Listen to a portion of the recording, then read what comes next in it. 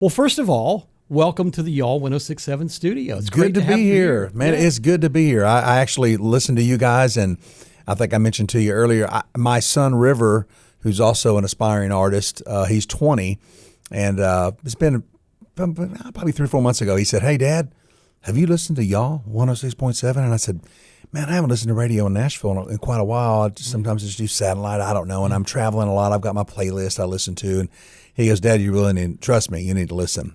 And he's right. So on my way to Cartersville to see my wife, I put it on, listened to it all the way to Mont Eagle, did not change the channel. And I thought, this is my new playlist. Love this channel. Love what you're doing. You guys are killing it. What a great station idea. Well, thank you. We love what we're doing. We love the music we're playing. And we love the artists that we get to interact with, because a lot of you guys are here in Nashville. Sure. And to have the opportunity to come in and spend a few minutes with you, that's really special. So thanks for taking the time to come in and see us. Happy to do it. I love that you guys are playing such a great mesh of music that, is from 80s and 90s and some current, but mainly just the old stuff. And when I say old, I hate to even say that, because I guess that would be me, wouldn't it? But in reality, 90s country's never been more razor hot than it is now. And to have songs in my past be a part of that, it's just kind of crazy. It's really funny. People will refer to the brand as classic country. And I kind of go step back a little bit. I don't refer to it that way. That's not really the way that I think of the music we play. I think of it as our positioning statement is the best country. And I truly believe it is. I mean, we're getting to play the stuff that is special. It is. It's funny because now, of course, I'm no longer in Little Texas, haven't been since the 90s, or the end of the 90s during our whole mullet run, as I call it. I remember those days. I know, right? Hey, I still got the top. I just don't have the mullet. I got rid of the party in the back, but I still got the business up front. But, now I'm touring with the Frontmen, which consists of obviously myself from Little Texas, Larry Stewart from Restless Heart, and Richie McDonald from Lone Star. So the three guys that fronted those three bands and those hit-making years are now touring together, and it's the coolest thing in the world. We're having such a great time, and every single night we play, somebody walks up after the show, and we meet a lot of folks, and they say, "Man, you guys are the soundtrack of my life. Yeah. Everything you played, it took me back to prom. It took me back to my wedding. It took me," and I mean, what an honor to know that we're a piece of somebody's life like that. And you guys, capitalize on that era of music, which is why the station is doing so great. So I'm tickled for you and tickled for us too. Timing couldn't be better. I love it. Let's talk about the Frontmen a little bit, and then we'll go back in time a little bit. But you guys are doing an event that's coming up in about a week. Yeah. And tell me about that a little bit. It's a fundraiser. It is. It's a completely comp show. There's nobody in our camp making a dime from this show. All of the money being raised is going to a great cause. I have a really great friend of mine. Backstory, I'll make it fast. 8 years ago, 2 months ago, 8 years ago in 2 months, I had 7 grand mal seizures, and I had brain surgery. And I was life flighted to Vanderbilt. Was not supposed to really make it. God had other plans. I'm blessed. I'm here. Made a full recovery. The first person at that hospital was my friend Todd Smith, who is a doctor, a chiropractor. He's way into holistic medicine. He's very chiropractic care. He's an amazing guy. Really great at what he does. He looks like a Navy SEAL. The guy's like shredded. Hey, he works out with Navy SEAls. I mean, he's just one of those guys. You'd see him and go, "Man, who's that guy?" Yeah. He looks like he belongs in wrestling, like The Rock or something. But Todd had 3 strokes out of nowhere, and then he had double brain surgery almost to the day 8 years ago that I had mine. Oh, wow. At the same hospital on the same floor with the same doctors. So it was ironic. So after hearing about all that, and of course Todd is doing good, but he's learning how to walk and talk again, all of the things, and it all is very important, but it's all very expensive. Sure. And when I found out what was going on, and I found out that they were several $100,000 in the hole with the hospital, and just it's life. I know I had it, so I thought, well, this is too close to home for me. What can I do to help? And I actually went to Larry and Richie, and I thought, well, man, maybe we could do a little unplugged thing and maybe raise some money to keep the wolf out the door a little bit. And they were like, you know what? Let's ask everybody. And so we called a band meeting, and everybody, tour manager, bus driver, truck, everybody. And everybody said, no, let's bring the big top out and do the whole big banging show. And let's do it and give all the money to Todd and his family, because they really need it. And so if you want to hear 90s country in the soundtrack of your life, then you need to come hear the Frontmen. We're playing probably one of the coolest venues within 50 miles of here. The Mulehouse in Columbia was an old church. I think it was I forgot what else it was, but absolutely stunning room. And the PA, the lights, the sound, it looks like you're in this huge living room. They should be taping TV shows there every night. It's that beautiful. So we're playing there October the 14th. I think it starts at 7 o'clock. Please come. And tickets are available, all of the money from your tickets. So you get to come hear a great concert and know that the money you spent that's going to a concert that would have went to the band's pocket or the promoter's pocket or somebody else's pocket is going in Dr. Todd Smith's pocket to help him fix the problems and right the wrongs that are going on from all of his strokes. And tickets are available at themulehouse.com. Yeah, we'll put a link on our website too for Love 1067. So if people want to participate, if you want to buy a ticket, you don't have to go. You could just buy a ticket, right? You could do that as well, make it a donation. Absolutely, and that's the thing. I've got a ton of friends. They call me all the, hey man, can I come see the so and so concert? And I always say, yeah, no problem. I'll help you out. On this one, I'm not helping anybody out because we're all giving to a great cause. So if you spend $75 on a ticket to come see 3 singers from 3 bands that have sold 30 million records and have 30 number 1 hits, this is the night to come do it and know that you're also blessing somebody that really needs the funds to survive right now. So it's a great cause, and it's an amazing venue. I have to admit, if you haven't been down there yet, you should go. That's so easy. It's 30 minutes from where we're sitting right now in Columbia, but it is absolutely stunning. It and is we're amazing. excited to be playing there. It's going to be a great night. And then you do get to hear 3 iconic voices singing together, which I've had the honor of hearing you guys, in a small room a few times, and it just blows you away to hear you guys singing together. It's amazing. Thank you. You have to go to this show. We're having a great time. I mean, the timing for the Frontmen and having just cut an album and with new music we've written, and then of course we're known for the hits we're known for. And so between all that, everything that's happening for this benefit is going to be incredible. We also have a great friend of ours, Lisa Matassa, who's an incredible singer. I mean, she's like a powerhouse vocalist like Linda Ronstadt. She just knows how to belt it. She's going to come out and sing a couple songs in the middle. She's also a great friend of the Smith family. So she'll be there as our special guest. But it's just a full night of there won't be a song you hear where you don't go, oh gosh, I remember that. Oh gosh, I love that song. And that's the fun part about our show. And we actually open the show.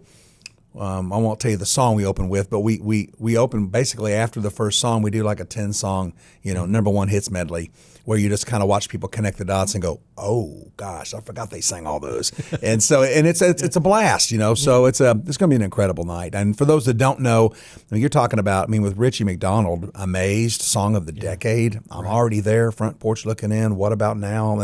Forever long, no news. Pretty much our playlist, right? Between the 3 of you guys, it is. And then of course with Larry, there is nothing cooler than singing Bluest Eyes in Texas with Larry Stewart.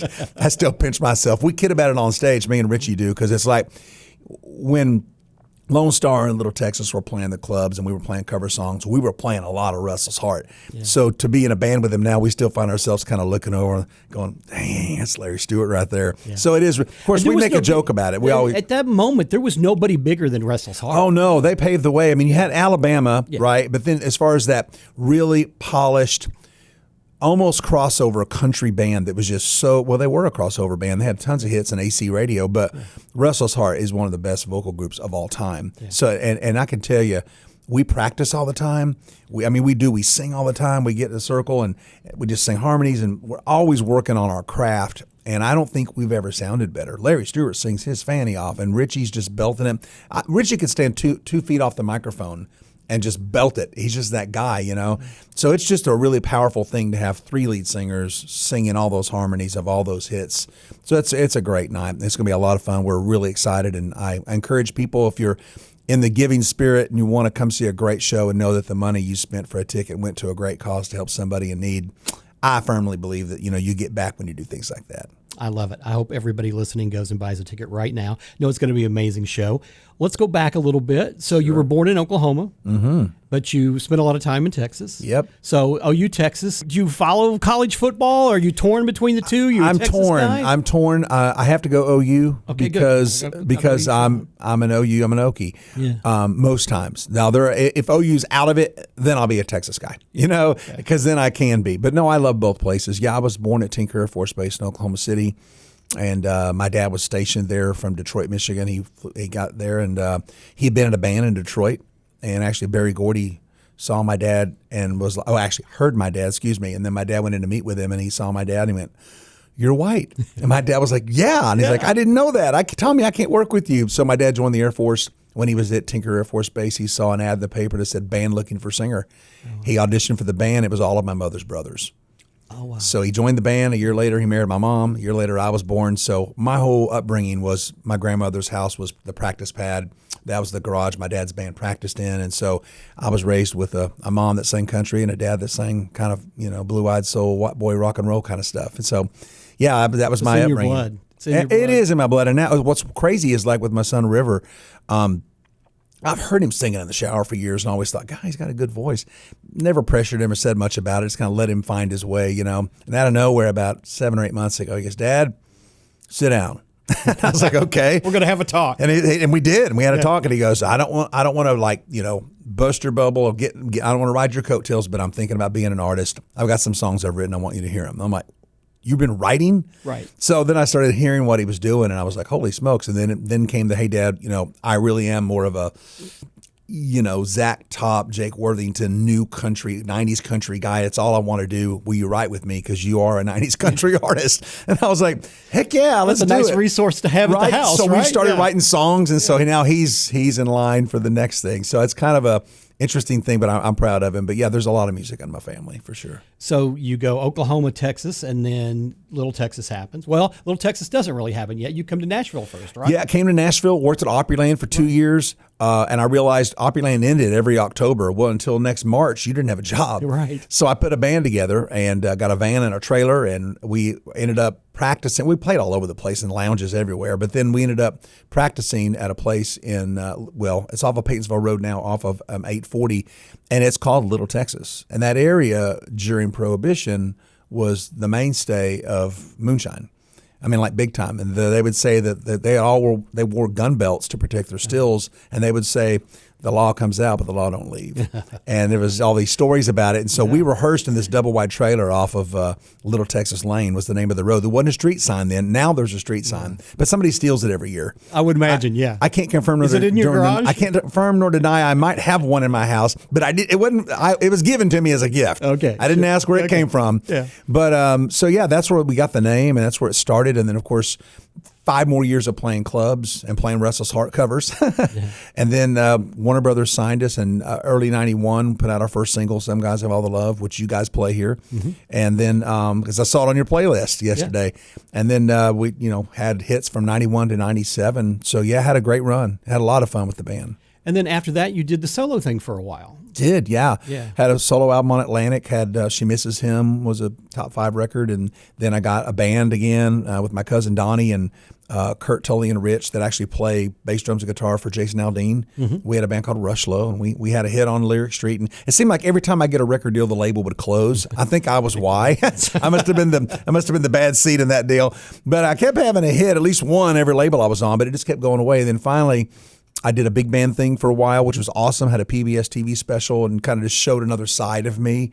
And then, of course, I was doing some stuff corporately with Larry and Richie. And then about 12 years ago, we went overseas to play for the troops. And we landed on many aircraft carriers in the Persian Gulf. And we did some stuff that was crazy and dangerous in some dangerous places in Afghanistan and Iraq. And we did that every January when their bands weren't touring. We knew then, okay, if we ever could do this at home, this might be neat. Well, it was after COVID, we sat down and they were like, you know what? Let's give the Frontmen a try and see if anybody even cares. And so we booked a dozen shows, and it was so instant, like, whoa, okay, this is fun.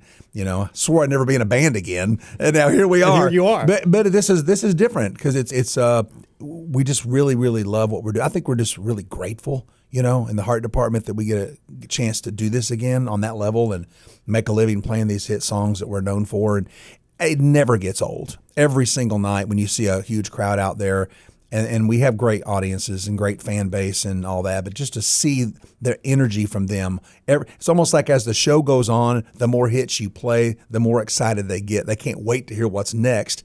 And for us, that's a kick because we're watching their eyeballs, and quite frankly, it's a little emotional at times. You get in there and, Richie does I'm Already There or Amazed, or Larry will do I'll Still Be Loving You, or I'll Do What Might Have Been. And you see people getting kind of choked up, and after the show, I love to hear their stories because they've all got one. of what, hey, that reminds me of my father that passed. Or with Richie, it's always amazed. Oh my God, that was my wedding song. Right. How many times do we hear that a night? A lot. So, but it makes for a great night of music. And so we're having a good time. Do you get to enjoy it a little bit more now? Because the first time through, when you're doing all these songs, you're a young guy, you're on stage, you're living in the moment. Do you get to now just kind of reflect and look at the audience and enjoy the fun? I completely think that you're right. I think it comes with age. I'm still in my 50s. I'm not out of that yet. And of course, Little Texas, I was very young when we started. I wasn't 35. I was in my early 20s. And so I don't think I realized until Little Texas was probably over what all we had accomplished, and looking back going, man, I knew the janitors' names in every arena in the country. It just kind of became common practice, but when it was over, I looked back and realized that was really special. And I'll never take away, the music we made together and the songs that they wrote. And it was just a phenomenal time. But now it is a lot more, I don't know, it's just more authentic feeling that I'm getting to share in that soundtrack of Larry's music and of Richie's music from Lone Star and Russell's Heart, and then of course the Little Texas stuff we play. And so getting to play it from a fresh place, you see audiences just really respect that. And so it's pretty awesome. So yeah, we are definitely feeling grateful that anybody would care to come hear us play. And so every night it's a great night to walk on stage with the guys. So you've done so much. So you go from playing Opryland, you're part of that, to having Little Texas, to having the solo career, to having the Frontmen. What's left on that bucket list? What do you see mentoring your son obviously is on that list, but sure. What else do you want to do? I actually, call me crazy, I still think we have some hits to record that are new that could work in the market. Call me crazy. And if we don't, gosh, we sure have plenty of them already, and that's okay. But I think we're always writing and always striving for better stuff. I'm excited about what River's doing, but I think it's more about the Frontmen and where we're at now. We're actually in the middle of maybe like a greatest hits collab. We've got we get 18 songs, and we've already had so many artists that are currently huge that we see and we open for them on a festival, and they're like, man, can I come out and sing Bluest Eyes in Texas with you, Larry? And he's like, heck yeah, come on out. We did a show with Coach Swindell last year, and could not have been any nicer. I saw something moving. I looked over side stage, and he's over there bowing. He's bowing down, and you're like, "What are you doing, dude? You're huge."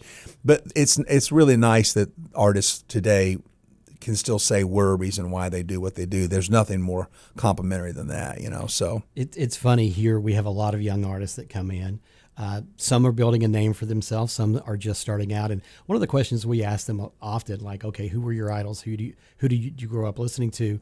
And everybody on this playlist, it's amazing how they can just name everybody. They grew up, or their grandfather or their father listened to all of this music. It's all they know. It's all they love. And it's why they do what they do today. And it's even for me, like I heard earlier, well, you get down the fiddle and you get down the bow. And I was like, I sang that when I was 14 on the Mesquite Opry in Texas. Wow. And so that song's played here right next to Blue Jeans, by Mel, or right next to Oak Ridge Boys, right next to Little Texas, Lone Star, Russell's Heart, and then everything else you got going. Conway. I mean, you guys, the playlist is vast, and the good news is I think you have so much good, authentic, quality country to pick from to play in your playlist. I think that's why it's working.